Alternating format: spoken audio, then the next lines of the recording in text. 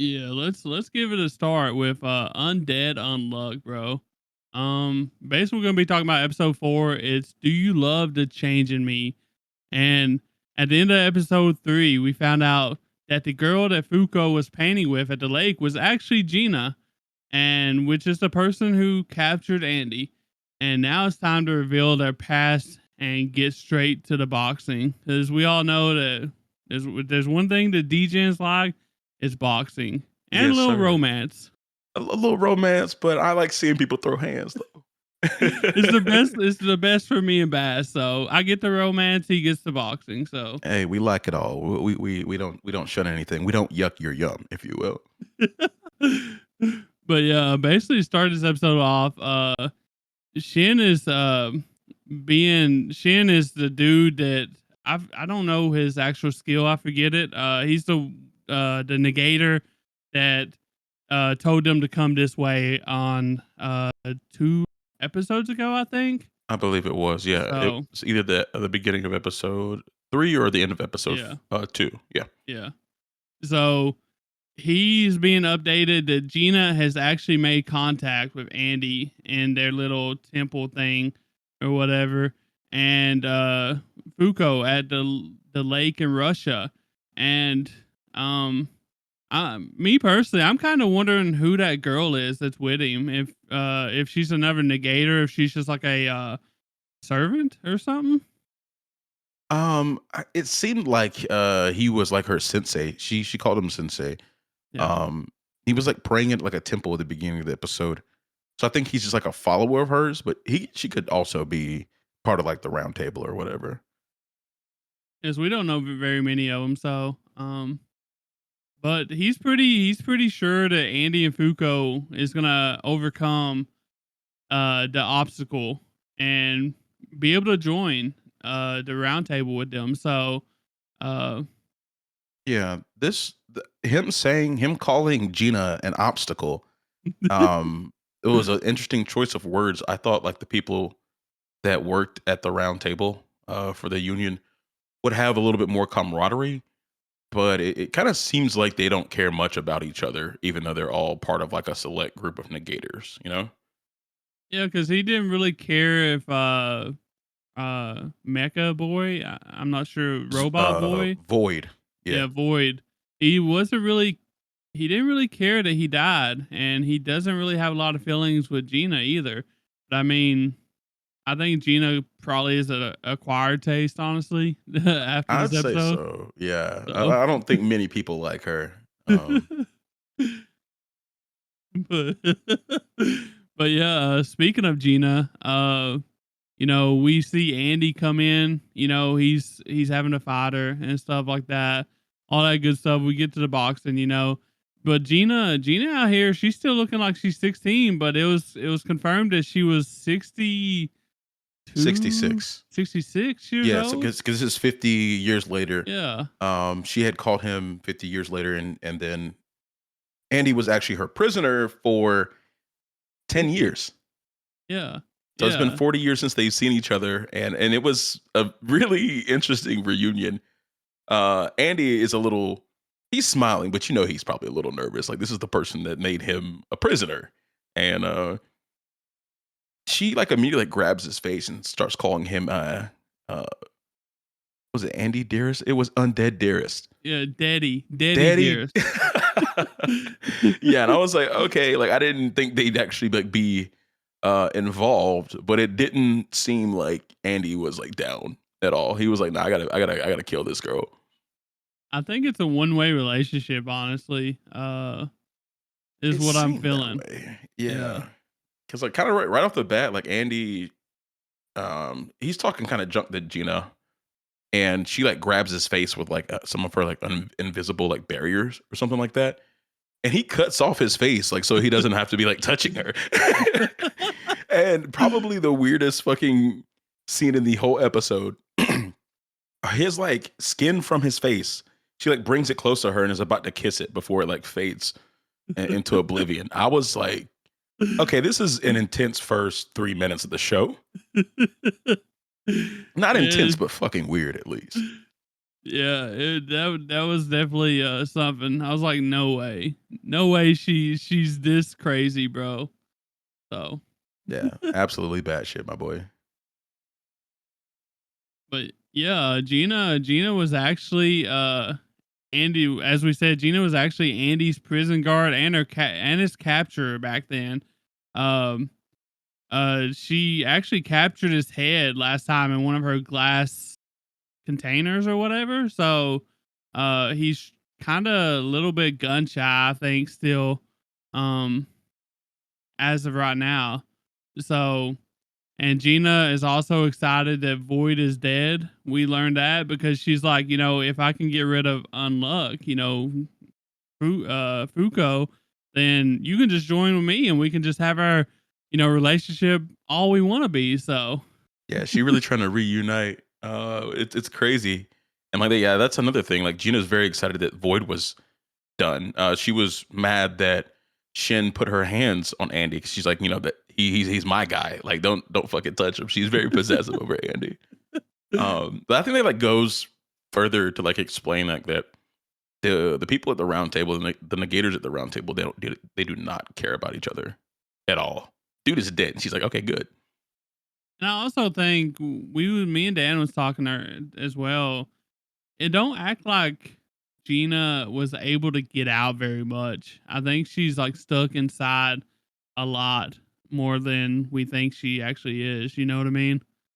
So, I think so. I wish I would have gotten to take part in that because yeah, like the reverse Stockholm syndrome is crazy.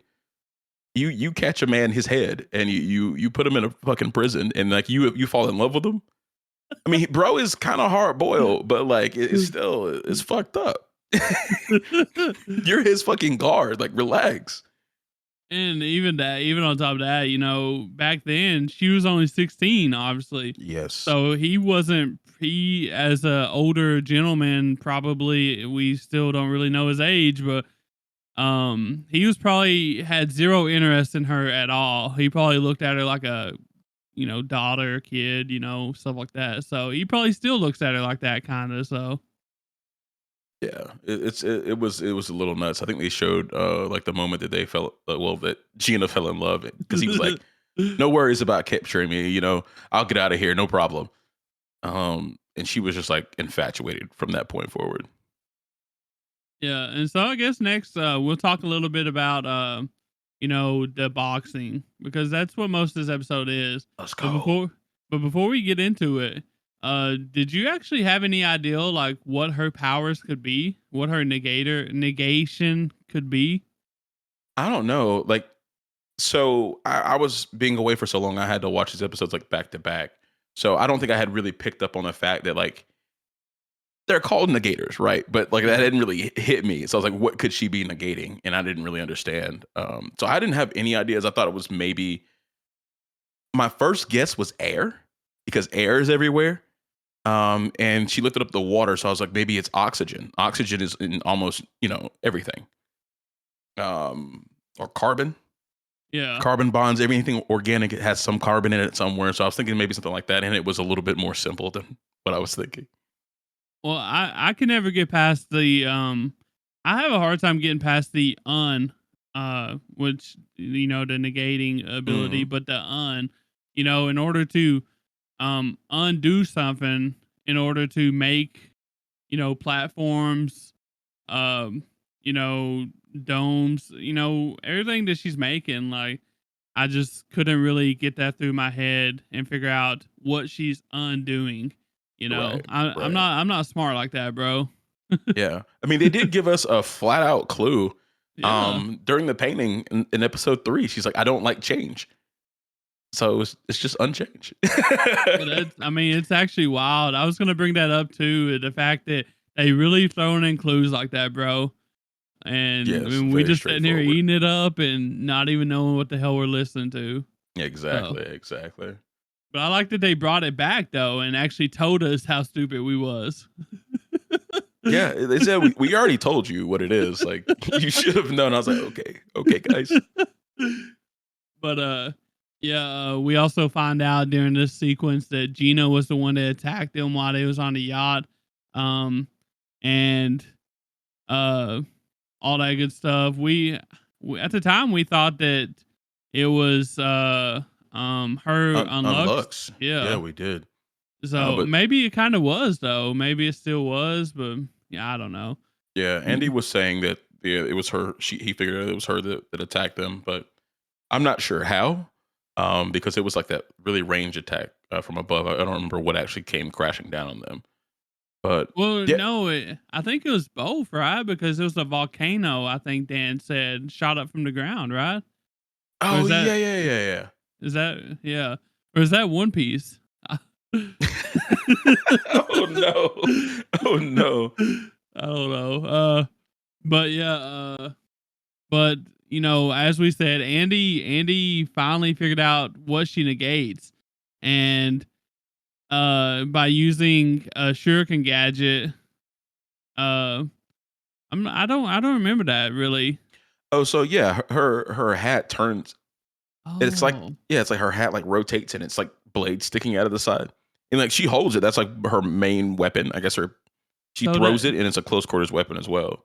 so you calling that a shuriken gadget? Bro, I don't fucking know What what else to the? call it. A Beyblade hat? Like sounded better than Beyblade hat. I don't fucking know. You know, her character design would probably go so hard if it wasn't for that damn hat, bro. Yeah, it would. I was pretty glad when she finally like took it off and had it in her hand at fucking least. Cause it was goofy until I figured out what it was. But yeah, I never looked at it like a shuriken, bro. That's wild. I like it though, Best. I like your I like it. But the way he figures it out, he sticks a grenade in his mouth and just blows himself up and makes blood go everywhere, and therefore he's able to actually see um uh like her hands, invisible hands and stuff, and he's able to actually figure out that her ability is unchanged. And basically, do you have like a really good explanation of that besides just unchanged? yeah, so she can stop a change in form of like any inanimate matter is what it seems like. So when we're talking about her levitating the water, she's just kind of like cutting a point in the water and it's like, okay, you can't move out of this kind of like a mold she can create with the edge of it. And she can lift it up and move it around. She can do the same with air, which makes it really tough, and that's why she can grab and slash things. So yeah, I think that's pretty much it. It's unchange of a certain area matter. She can use air. What I mean, anything that's inanimate. Yeah, they got pretty deep into it, but most of that went over my head. I wasn't really a science guy, so It's all uh good. I thought the scene with him like I was just as shocked as Fuko and Gina when he like stuck a fucking grenade in his mouth and started cutting off his own head. I was like, bro, what? What are you doing? And then he kind of uses parts bullet head and just shoots his head up in the air. And I was like, this like we know he's crazy. We know Andy's a fucking lunatic, but like stick a grenade in your mouth, bro. yeah. Yeah, nuts. And I think he actually swallowed it, bro. Is what it made out to be as his stomach like regrew or whatever. So Yeah, it was just crazy. But yeah, he did a good job because I mean that's what they're the whole first half of the episode. They were just really trying to back up and figure out what was going on because Andy knew like it would just be the same situation again if he couldn't figure out what her actual rules were. yeah. And then from there, we kind of got into Gina thinking Foucault was like seducing Andy because like when he reforms his body, he's like tucked under her shirt, and she's like, Gina's like, you know, Foucault, I didn't know you were a naughty girl, seducing him with those melons, and I was like, bro, this is beyond me. I was telling Tyler before we got on, I was like, I was watching this with another person, like the first half of the first episode. I turned that shit off. I was like, I can't do this. That's it's wild. a good show, but like it's still like it's right there on the edge for me. It's right there on the edge for me. Yeah, it's definitely it's got some sus stuff in it, so For for sure, for sure. sure. One of the more important things that we got out of this episode though was we actually learned about some of the negating. So apparently there's two different types, and this is the first time we've heard of. There's a self target negating and an external target negating. And basically Gina is a external target because her negation can only be used on anything outside of herself. Or mostly anything outside of herself, with a few exceptions like living things. Um, and a self target is basically a negator that uses it on their self and can't use it on anything else. Kind of like Andy. So his undead is a self target uh, negation ability because he can't use it on Fuko or Gina or anybody else. He's got to use it on himself. So Yeah, I thought that was a good thing to finally learn because I was really unsure about the rules. Because yeah, people were targeting other people or things, um, and then you have like people like Fuko can only target other things, but Andy is for himself. So I'm glad they finally like explained it. There's a rule, like a widespread rule on how that works. That was good there's probably more though, too, more rules to this. So for we just sure, ain't for figured them sure. out yet. So um but as far as what happens next, basically after he figures out the powers, he starts like analyzing her actual barriers and figures out that she has a weakness because everybody has weaknesses, right? Um and it's actually where she's walking at. So she has to have the hoe in order to walk and move, obviously, which is pretty smart of Andy and Fuko to figure that out. So Yeah, because I mean, once Andy like figured out what the power was, he was like, okay, now how the fuck do I actually stop this? Because she constantly has that orb around her, so you can do nothing with her if she doesn't want you to. But yeah, Fuko, good eyes right there, because she was like mad at them, but she was still only like walking towards them, so she has like subtle control of that orb. That barrier she's in. yeah, But one thing I wanted to point out was like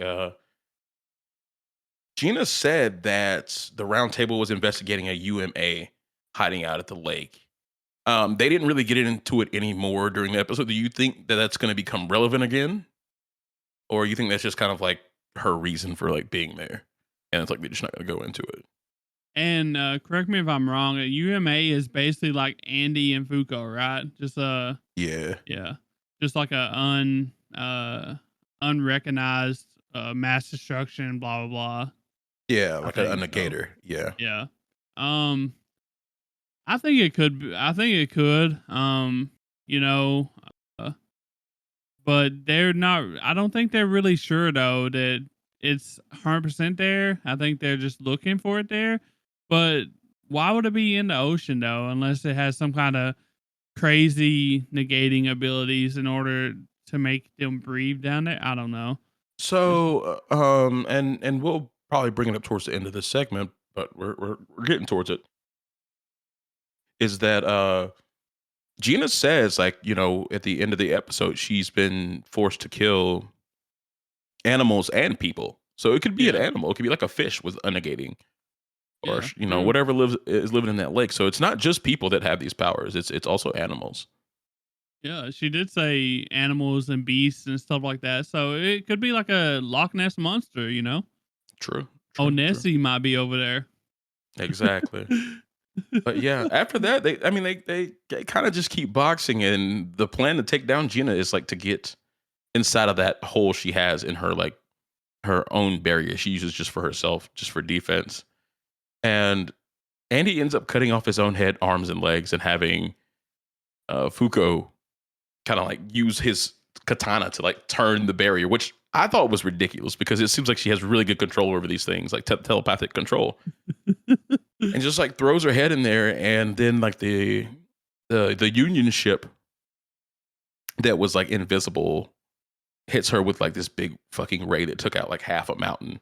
But Andy's fine, and then we see Gina laying there, almost dead, face cracking, all that makeup, and I think she was using like the unchange on like the area just around her skin. Is No, what it seemed like to me. they actually got into that. Andy actually told her or said it a few times, the anti-aging technology, and she denied Oh, using it. But at the end, she said, that's the reason why her skin and shit was cracking was because the anti-aging technique was wearing off now that she was dying. So That makes she kept sense. on lying and saying that, it was makeup and, just her natural ability or whatever. But it was actually the anti-aging technique, which I don't know what it is. So we don't Yeah. know yet. Crazy girlfriends do lie. That's a fact. But something I wasn't expecting at the end of this episode was so Andy was about to finish off Gina, and I think he had a change of heart there and was like, I'm not gonna put her out of her misery. She didn't have much time left. And Gina really like laid her heart on the line here. We've had a lot of fun moments in this show so far. I've been laughing a lot and enjoying it. And I didn't think this show was gonna go here, or at least this soon. And Gina kind of like confesses that she has wanted to change, but the union has, kind of forced her hand and to capture, and execute, many people. And like I said before, beasts. And she was kind of at their beck and call. So she was feeling like she couldn't get out of the situation she was in. And it kind of felt like she was like almost like free in a way. Were you expecting this kind of emotion, like this hard hitting shit? Not really. It's not that type of show, or it doesn't seem to be that type of show. But this kind of thing makes you wonder, though, how Andy and Fuko, now that they've killed two people, and now that they, I assume, are gonna attempt to become members of the Round Table or whatever. How are they gonna deal with having to kill people that aren't like, you know, Just like that are following innocent, orders. Yeah. so that just deserve to die just because they got dealt a bad hand and got negation powers. You know what I mean? So Yeah. I think that's going to be probably the bulk of the problem for the rest of the season, because it seems very cutthroat. Um, them having to deal with people that want to become a part of the round table, and then the union itself being their bosses. Yeah, they're not getting hunted anymore, but they're a lot more restricted about what they can do, it feels like. yeah, it Yeah. makes you wonder if Andy's actually gonna be able to do it, or if he's just gonna brush them off like he does everything else. So We will see, my friend. We will see. But